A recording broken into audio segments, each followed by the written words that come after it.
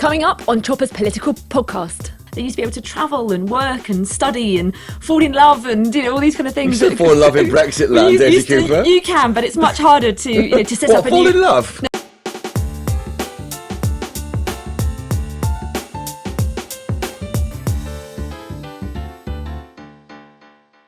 Welcome back to Chopper's Political Podcast with me, Christopher Hope, the political editor of GB News, where I bring you the best guests, gossip and stories from our studio here in the heart of Westminster.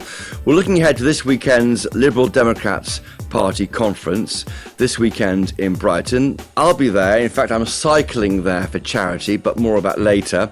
I'm joined today by the deputy leader of that party, Daisy Cooper. Daisy Cooper, welcome to Chopper's Political Podcast. Thank you very much. Great to have you here. And you've come on a bit since I last saw you. 72 MPs. You're the third biggest party in Parliament. Yeah. It's extraordinary. You're grinning. I'll tell listeners right now. I am grinning, yeah. I have a bad habit of grinning when everyone mentions our election success.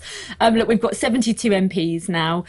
We are not just the third party, but the largest third party that there's been in Parliament for a century. Biggest ever for your party. Absolutely, that's right. And 62 in 2005, look at the record. Exactly. And the largest third party of any political party in Parliament for a century. So we're really excited. Obviously, at the conference, we'll be celebrating our general election success. How are you going to mark it? Well, I'm sure lots of other people at the conference will be celebrating at various discos and Glee Club and other things, but I'm going to be working very hard. I'll be doing the media rounds. You don't have to be that serious all the time, but I'm sure I'll sneak a drink a pint of cider at some point. You were the fourth biggest party, you're the third biggest party.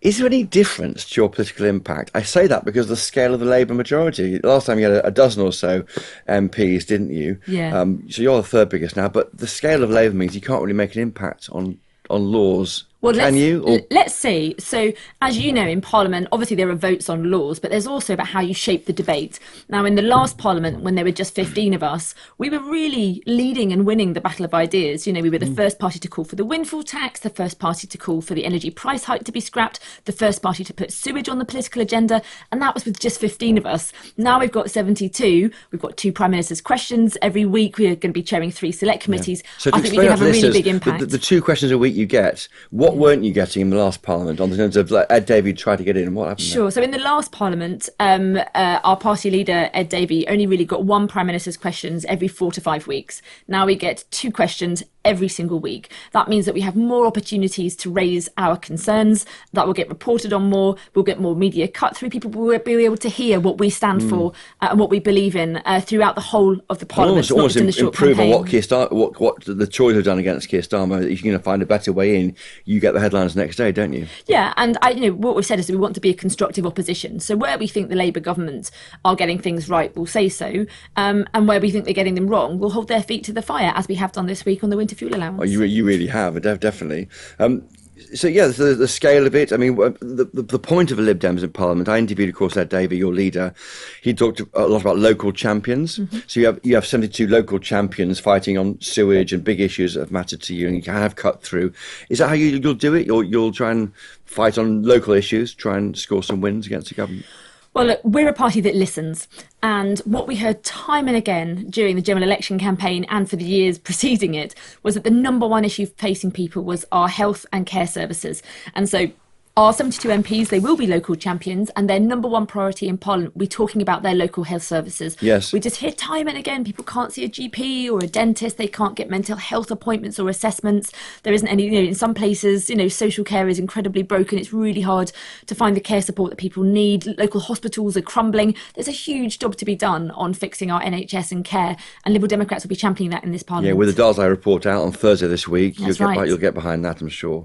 Yeah, well, I think, looking at the Darsey report, what was clear was that there was nothing in the report that was new, particularly new or surprising, but obviously having it all in one place in black and white, it was pretty scathing and pretty sobering. We Lib Dems have been, for years, we've been proponents of saying we've got to shift healthcare out of hospital into the home and from treatment to prevention. But the elephant in the room in that report is social care, and we Lib Dems will continue to bang the drum to get the government to focus on social care as well. Which was forgotten by previous Tory Tory governments repeatedly, and that's a bit of a scandal, really, frankly. You gave us looking at the election, one of the funniest moments of that campaign. I remember vividly, I was with my colleague Rebecca on the bank in Henley-on-Thames talking to the Prime Minister, as at the time, Rishi Sunak, and he floated past. Literally floated past on a boat saying vote Lib Dem. Yeah, I think despite everything I've done in Parliament over the last 5 years, this will go down as my greatest political achievement, I think. You're just grinning, like they're grinning. You couldn't believe your luck. Yeah, well, there's a bit of a story behind all of it. I don't know. How did you find out where they were? Well, I mean, no one cares now. It's all happened. Yeah. Well, I'll tell you what, I'll try and give you a short version of it. We thought, and we'd heard that the Prime Minister was in the centre of town, so we thought we'd do something different. So we were on the river looking at the quality of the water, because obviously sewage is a major problem. And we went out on the boat, we turned around and started to come back. And literally, as we came back, I just spotted a single person putting a camera up. And I thought, I don't know who that is, but I bet they're a journalist. If I wave at them, I'll be able to tell from their reaction. So it turns out it was one of the BBC reporters getting their tripod set up. Anyway, we went back to base and I said, what's that building over there? And they said, oh, it's the Leander Club for the... I said, oh, what, where the regatta is? They said, yeah. I said, I bet you that where he's going to be. I said, quick, get the activists back, get the orange diamonds, let's jump on the boat and go back again. And so it was completely on the hoof. But I have to say, it was great fun. The clips are on Twitter, but he was just talking away, being earnest, with some donuts in front of him and coffee. And there's behind him this boat just floats past, and you're all waving madly. Yeah. It was one of the funniest moments of quite a crazy campaign. You mentioned sewage. I mean, you have cut through on that. On that policy, I think that the government and the industry thought that only low bills mattered, and that if they weren't investing for about 20 years, and they failed to move with the politics, as you did, because you're fleet of foot. And I think that changed on COVID, and people want to swim more, be outside more. And it changed, and I think the government was caught napping. Absolutely. And I think on that issue, there are two different things. I think the first is, in its own right, it's an environmental catastrophe and it's a scandal and people are appalled about it in that way. But I think given the broader political context where everything feels broken, where people can't see a GP, can't see a dentist, special educational needs are broken, every single system is at breaking point. There is just something sort of so profound about the fact that even our rivers aren't sacred. Even putting sewage into rivers is allowed to happen. There was something very sort of symbolic about it, as well as being a catastrophe in its own right. Yes, I've personally had a problem with my daughter. Went to a party where we live in Hertfordshire on a river. Let's not say what it is, but it's the river and they got all the kids were playing in the river and they all came back vomiting. Oh dear. And we didn't know what had happened, and clearly something gone in the river upstream. And then there's stories all over the place about this. There are. I think you crystallised that, didn't you? Yeah, plenty of them, Winter fuel allowance, is that as damaging to this government as the tuition fees was to Lib Dems? Well, time will tell. You're still playing for that, and you're seeing it on the doorstep. It's still brought up, isn't it? Yeah. You've got past that, I think, but you're still not mentioned. Well, I think on tuition fees, we were punished, right? We were punished in 2015, and that's democracy. And Ed Davey has been very clear that we needed to start listening again. Because you said you wouldn't increase them, and then you did. That was what happened, essentially. Essentially, yes. And it was a big part of our pledge in that 2010 election. But as I say, we were punished, and that's democracy, right? And so we have started to listen. It's why we now pride ourselves on being a party that does listen to the concerns, and that's why we're championing the NHS, sewage and cost of living. But on the winter fuel allowance, I think time will tell. I do think the government has handled this badly. We all know there are wealthier pensioners who themselves say that they don't need the payment. We know that. But there's these 2 million people who are just on the cliff edge. Exactly, just on the cliff edge. And about 850,000 of them should be on pension credit, but either don't know they should be eligible or haven't managed to complete the forms. The form was onerous, 243 questions. Exactly, which is crazy for something like this. So it's those really vulnerable pensioners that we're worried about. We think the government has restricted it far too tightly, and we hope that they will think again. But it's happening now. It's coming into law on the 16th of September. The vote happened. You can't amend anything, can you? But you'll keep campaigning. We will keep campaigning. And of course, we've got the budget coming up at the end of October as well. Okay. So there's an opportunity there for the Chancellor to take remedial action, as it were. This issue isn't going to go away. You might find common cause with some of those Labour rebels too. So we'll be interesting alliances forming, I think, in this Parliament. We'll see. I think what we've seen in every Parliament is that you may not share the same politics, you may not share the same values, but you might share the same interests on a particular issue. And I think that's the way that Parliament works. It's important that actually we can work cross-party, including with backbenchers in the government, to put pressure on the government on any given issue. You're famed for your stunts, the yellow wall or the blue wall. You call it the blue wall, don't you? The blue wall. Now it's a yellow wall. Lots of Lib Dem MPs in formerly Tory seats. How are you going to campaign on things like housing? on the green belt? Are you pro building on bits of the green belt like the government's doing? So I think the real challenge we've got is that, we think that we can get the homes that we need, but, we really should protect the green belt at the same time. So the government has clearly got a very big, ambitious number. They want to build 1.5 million homes. I'm very frustrated that within that number, there isn't a particular target on social homes. These are effectively council houses, as we used to call them, and also housing association homes. These are the homes we have to build. And we were committed in our manifesto to build the homes, those social homes that we need, 150,000 every year. And it's only by building those social homes. So half the homes should be social homes over the 5-year period. Yeah, and it's only by building those social homes that you can put an end to homelessness, you can tackle years-long waiting lists and overcrowding as well. So the government is talking about affordable housing, and that's a good step forward. They are talking about making sure that infrastructure is there. There's a possibility that they might hopefully react to my long-standing campaign to make sure that our planning departments are properly funded, because they're not at the moment, because there's a cap on how much developers have to pay to local authorities. So there is some progress and there are some improvements, but I am concerned that with this enormous volume of homes, we're not going to be tackling the root causes of homelessness, and we are going to end up building on the green belt as well. Yes, and the grey belt, or the bits of the green belt. Or you mean green fields, not just the grey belt within the green belt, car parks and the like. That's right. I mean, Labour Party talks about the grey belt. Yes. It used to, it's always been recognised that something like the grey belt exists, but it used to be called previously developed green belt. Yes. They've just given it a new term. Where you can build in it and then replace it elsewhere, can't you? And how do you stop the Tories coming back? They are optimistic, aren't they? They think they can battle hard, mainly in the southwest, against you and elsewhere. Well, time will tell. But what I would say is, looking at their leadership contest, not a single one of their contenders has mentioned the NHS. Not one of them has mentioned social care. Not one of them has mentioned cleaning up the local environment or tackling the scandal of raw sewage.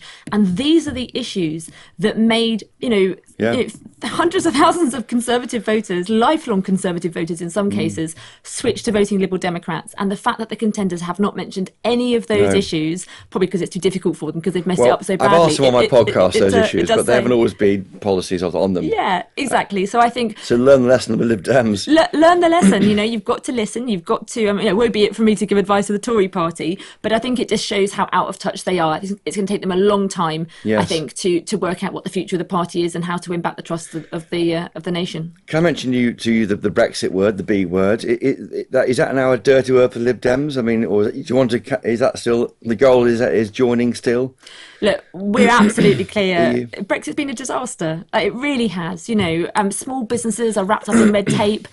Farmers have been undercut by these really bad trade deals. It's had a huge impact and a negative in many ways. And I really worry about young people, whose rights have been taken away. They used to be able to travel and work and study and fall in love and, all these kind of things. You still fall in love in Brexit land, Daisy Cooper? You can, but it's much harder to set up a fall new... in love? No, it's harder to set up a new life with somebody in another EU country, right? So, but to work, to study, to travel, all these things. All right. It's much harder for young people. And so what we're saying is, look, trust has been broken. We want to rebuild that relationship, chart out a path to rebuilding our relationship with Europe. But that Which is what Labour's doing now already.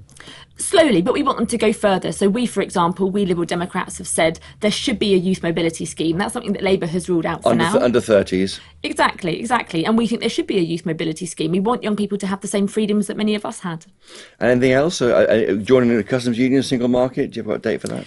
We don't have any dates. You can't put dates on things that are based on rebuilding trust and long-term diplomatic negotiations. But we have got a roadmap. We've said we want to improve the trade deal, first of all, to get rid of the red tape. We want to join programmes like, extending the youth mobility scheme and Erasmus and those kind of things. And then long-term, at some point in the future, maybe we can join the single market. But let's see when we get there. 2030s? I'm not putting a date on it. In our lifetimes? Well, look, I hope so. Right? I'm a bit older than you, aren't I? I really hope so. But let's see. I think the Brexit debate, when it happened, was so divisive. Yes. It divided the country, it divided communities, it divided families. And I think we don't want to revisit that. I think all of us feel very sore about that, whatever our view was. It's a debate your party wanted in the old days. They wanted a referendum on EU membership, didn't they? Well, we had always said that we wanted, historically, we said we wanted a referendum when the deal changed. Yes. And if there was a new treaty to be signed. Yes. But look, we and are where we Lisbon are. Treaty happened, so that was the moment. We are where we are. We are where we are. And I think what we're all very mindful of is that those of us who come into politics because we want to make a difference, we also want to take the country with us. So let's see how things develop over the years to come. I mean, I know it's such a rabbit hole, Brexit, but do you think Brexit, the idea was to bring back power from Europe and give it to elected politicians here, and if they mess it up, bringing you lot in, is it not a failure of politicians, or do you blame the idea of Brexit for how it's going at the moment? I don't think anybody had actually thought through what Brexit actually meant. Right, that was the major problem. And as you can see, some people associated Brexit with sovereignty when actually most of our laws were made here anyway. A third were not in Brussels, weren't they? Sure, and we had representation then, but actually... But no, we had things imposed on us because of QMV voting. Well, I don't know they were imposed on us. Like, we had a lot of weight. We had a seat at the table. We were able to influence rules. We had a lot of soft power in those negotiations, and we've lost all of that. But in order to protect our economy, actually we're taking many of those rules anyway, but without a seat at the table. And so, you know, there have been real issues with that. And for those people who associated Brexit with immigration, well, actually immigration's gone up a lot more since we left the EU. So I think many people, however they voted, have seen that it hasn't worked for Britain, and we've got to rebuild that relationship. Okay, moving on from Brexit, but Sure. it's great to discuss it with you properly. Electoral reform is one of the big issues. Which you, I mean, you would, how many MPs would you have had if you had PR for you? Have you worked it out yet? Well, I don't think would you have done better? I wonder. You can't draw conclusions from that, because I think in the last election, millions of people voted tactically. Because there was one job to do at the last election. Urged by you. Well, there was one job, of course urged by us, but there was one job to do at the last election, and it was to remove the Conservative government, and that's what the public wanted to do. So people did tactical voting in all sorts of directions. I think if we had proportional representation, I think our vote share would have been much, much higher, and I think our MPs would be higher as well. What, twice as many? Who knows? Because you have common cause with someone else, don't you? Nigel Farage. Apparently so. Would you campaign for electoral reform with Nigel Farage? No. You wouldn't? No. But you've got the same, you both want it, because you both get more MPs if you have it. Nigel Farage can campaign for PR if he wants to. We will campaign for PR as well. But that means you're on the same platform as him. I don't have to be on the same platform as him. We'll have our own platform. Okay. Good. You see yourself as a new era MP, an outsider, insider? Is that you personally as an MP? Is that right? I was reading somewhere. Yeah, I mean, it's an interesting take, this idea of sort of new MPs, old MPs, what the style is. I mean, fundamentally... first and foremost, I see myself as a constituency MP. Yeah. I find it... St Albans, of course. In St Albans, yeah. It's incredibly rewarding. You know, I live in my community. I love the city and all the villages around it. And it's incredibly rewarding. And it's actually part of the job we don't get to talk about very much. You know, the media tend to carry our comments on things that are happening in Westminster, and that's my obvious fault. reasons. No. But you are right to say that. There's obvious reasons for it. But a large chunk, probably the vast majority of my time is spent helping ordinary folk with day-to-day problems, and it's incredibly rewarding to get those solved. You got to run off to more media rounds today, I think, Haddonfield Conference this weekend. But looking at this trend here, 72 MPs, 62 in 2005, 57 in 2001, the blip in 2015, 17, 19. Where's this going? I mean, could you actually ever form a government? Well, look, we only just had our best result ever in the history of the party. That's why I ask. Yeah. We've got, these new MPs have got to bed in. They've got to prove their worth to the people who voted for them. They've got to become the strong local champions they've promised to be. And then let's see where we go from there. We are very, very humble about the fact we've got 72 MPs. We're very humble that so many people voted for us. But you're grinning a lot.